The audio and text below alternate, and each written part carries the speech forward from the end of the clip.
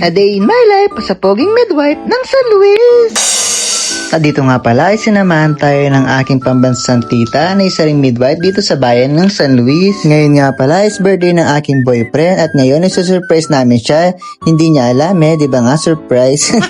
At sa oras na yan, is nakabili na ako ng pan-decorate mamaya para sa hotel. Di niya alam ano kaya magiging reaction niya mamaya. At pagkatapos, fast forward tayo. Nakapag-out na nga po pala kami dyan at dumiretso po kami ni Tita Kay papuntang SM dahil bibili pa kami ng mga panre-regalo namin sa kanya. Ayan, support naman ang aking pambansang tita na si Tita Raquel aka Sangre Danaya.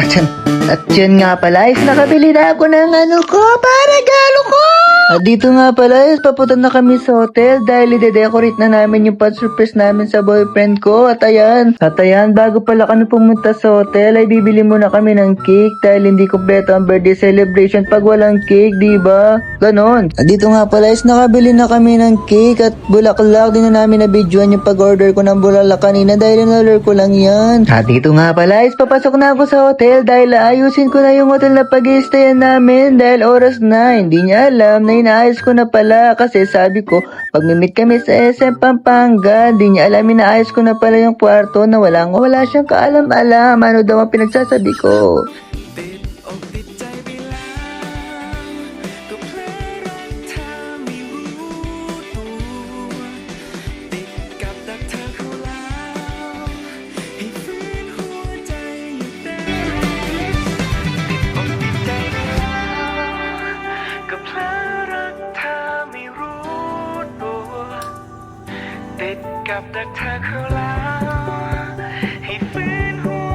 At pagkatapos ko nga pala mag-ayos, is papunta na akong SM Pampanga dahil sinabi ko sa baby ko na doon kami mag-meet.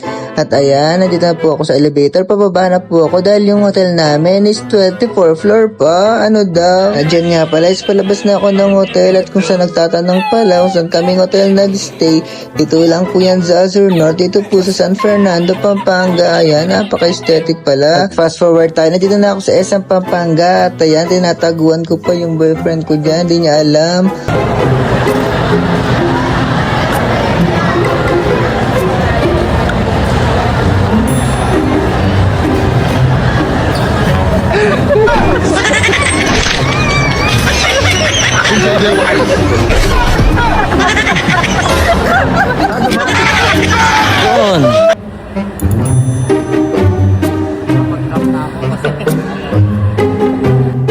Dito pala is kumain po muna po kami dito sa SM Pampanga bago kami dumiretso sa hotel.